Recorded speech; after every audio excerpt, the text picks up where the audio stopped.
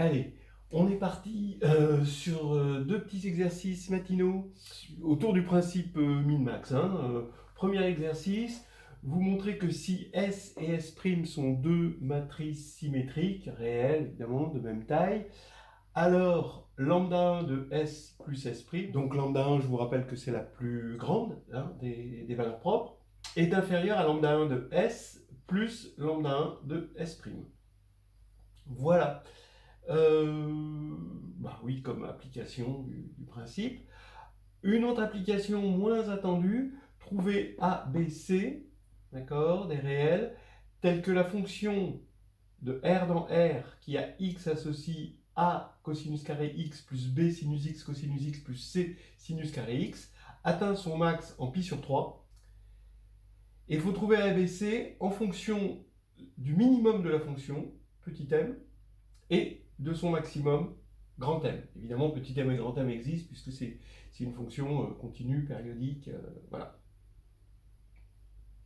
Donc ça, c'est curieux. Mais je l'avais déjà fait dans une autre vidéo, mais bon, c'est le moment de le replacer. Voilà la solution des exercices. Donc, pour le premier, ben, c'est vraiment une simple application. Vous prenez x sur la sphère, S plus S' x, bah, c'est Sx plus S'x, et donc c'est évidemment inférieur au max des Sy quand y parcourt la sphère, puisque x est sur la sphère, plus le max des S'y quand y parcourt la sphère. Bon.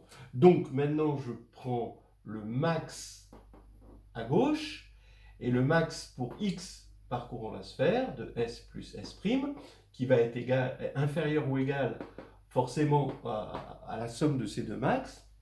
Mais maintenant, j'applique ce qu'on a vu précédemment, c'est-à-dire que ce max, bah, c'est rien d'autre que le lambda 1 de S plus S', et ce max, c'est le lambda 1 de S, et ce max-là, le lambda 1 de S'.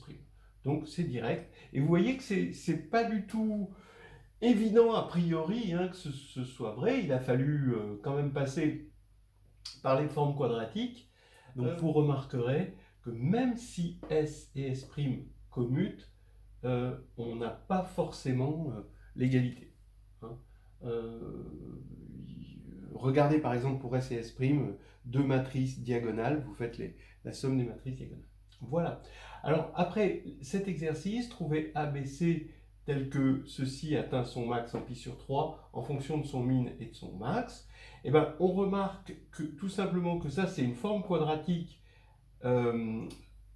appliquée au vecteur de R2 cosinus x sinus x, et la forme quadratique c'est AU2 plus BUV plus CV2. Donc ça, c'est une évidence.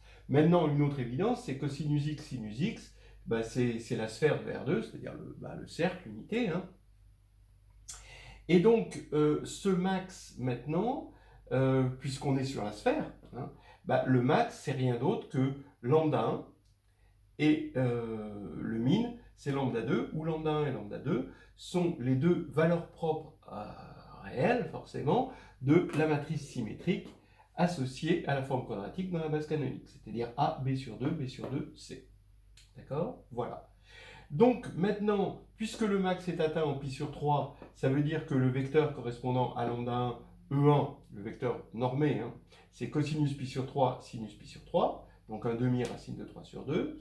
Et forcément, d'après le théorème spectral, comme on a une base orthonormée de vecteurs propres, il ne reste pas beaucoup de place à E2, il n'y a qu'une seule possibilité pour E2, en tout cas, deux possibilités sur E2, c'est moins racine de 3 sur 2, 1 demi, c'est-à-dire l'orthogonale directe de lui, ou l'autre, l'orthogonale indirecte. De toute façon, ça revient exactement au même.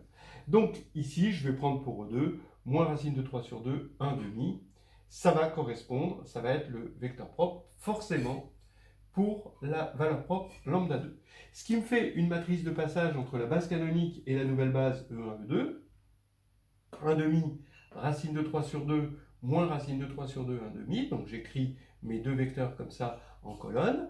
Et ce qui fait que dans l'ancienne base, j'ai A, B sur 2, B sur 2, C.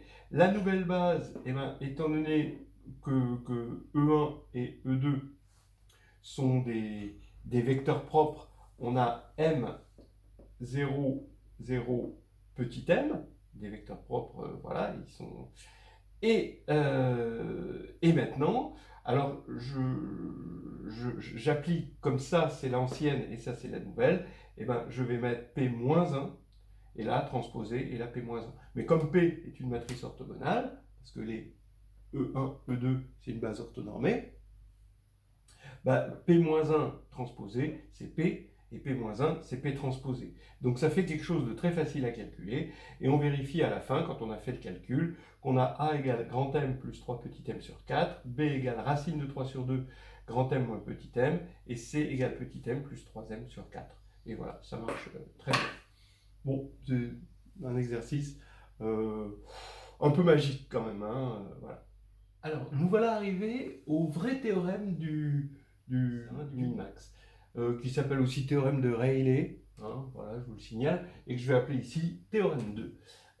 Donc là maintenant, on va caractériser lambda k. Le théorème 2 dit la chose suivante.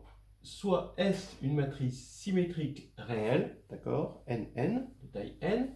Les valeurs propres sont lambda 1 supérieur à lambda 2 jusqu'à lambda n, voilà son spectre. Maintenant, si je prends f, un sous-espace vectoriel de Rn, j'appelle petit m de f le min de notre forme quadratique sur x quand x parcourt f inter s, donc x parcourt f, mais x est sur la sphère unité. Ma forme quadratique, c'est la forme quadratique associée à S, hein, qui est comme ceci. D'accord? Donc là, c'est les notations de tout à l'heure. Et pareil, je vais noter grand M pour le max. D'accord? Juste entre parenthèses, ça existe a priori parce que la sphère est compacte. Et que la forme quadratique, bien sûr, elle est continue. Maintenant, on a cette caractérisation, lambda k, c'est le max de petit m de f, quand, pour tous les f, tels que la dimension de f égale k. Et on a, bon, on déduira en fait, lambda n moins k plus 1, c'est le min des grands m de f, où dim de f est égal à k. C'est pour ça qu'on appelle ça min-max, hein, donc c'est le min-max, et là c'est le max-min. Voilà. Donc on va montrer ça. Juste une petite remarque en passant, qu'on peut se demander, bah, on va montrer ça sans en avoir besoin, de topologie, hein, mais d'ailleurs ce min existe sans besoin de topologie, ce max on a juste besoin de la métrique, hein, pour ça, mais ce max il existe aussi, entre parenthèses, par compacité. Donc on va avoir la continuité ici et la compacité de la grassmannienne. Ça c'est un petit supplément agréable, mais qui sort du cadre de la grègue interne, mais pas vraiment du cadre de la grègue externe. Voilà. Allons-y. Preuve.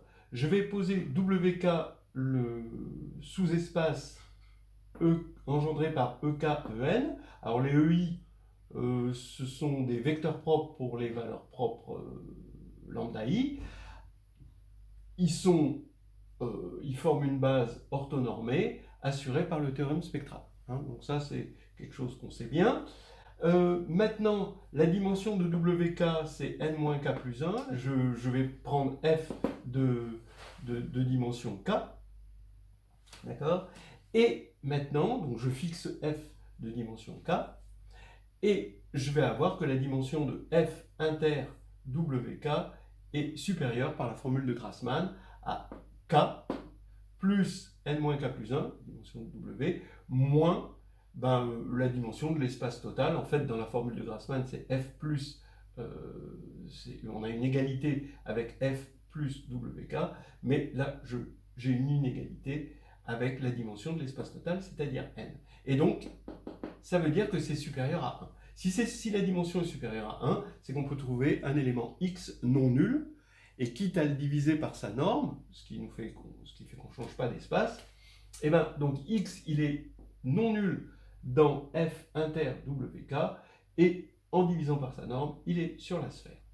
Donc maintenant, comme x est dans WK, ben xs de x est inférieur à lambda k.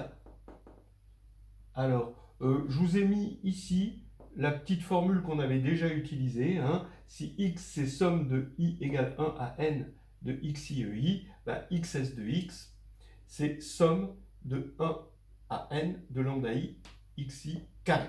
D'accord? Et avec ça, vous montrez facilement qu'à partir du moment où x est dans WK, eh ben ça va être inférieur à k, parce que lambda k, ça va être le max des valeurs propres ici. Bon, donc ça c'est assez simple. Donc maintenant, à partir du moment où il existe ce x, on est sûr que m de f est inférieur ou égal à lambda k, puisque on a trouvé un x qui est dans S, qui est dans f, et tel que x s de x est inférieur à lambda k. Donc on en est sûr. Voilà. Et ceci, j'ai choisi f quelconque, maintenant, c'est quel que soit f tel que dim de f est égal à k. F était quelconque avec une dimension égale à k. On s'est servi juste de ça. Donc, comme ça c'est vrai pour tout f comme ça, ben, je vais prendre le max pour tous les dim de f égale à k, ben, des m de f, ben, forcément ce sera inférieur à lambda k, puisque ça ne dépendait pas de f. Voilà. Maintenant je prends pour vk le sous-espace engendré par E1 jusqu'à EK. Et là, bah, toujours avec cette même formule, je constate que petit m de vk, donc le min, d'accord, ici, et ben, ça va être, pour vk, ça va être lambda k. Parce que lambda k, ça va être ici le min des valeurs propres de ces vecteurs propres. Donc, ça veut dire que c'est atteint pour un sous-espace de dimension k. Donc j'ai bien l'égalité et j'ai bien ça. Maintenant, l'autre assertion, ben c'est toujours pareil. La deuxième assertion, elle est quasiment gratuite. Si on remarque que quand je change S en moins S, ben mes valeurs propres deviennent les moins lambda i, mais elles sont ordonnées à l'envers. Donc il faut compter le lambda 1 de moins S, c'est en fait l'opposé de lambda n de S. Et plus généralement, lambda k de moins S, c'est moins lambda n-k plus 1 de S. Donc on en déduit très facilement ça, parce que le moins, il va changer les min en max, les max en min, etc. Voilà donc le théorème. Donc des petites choses autour du théorème, ça peut aussi être dit sans parler de S de la sphère, d'accord? On prend x dans f et on prend juste,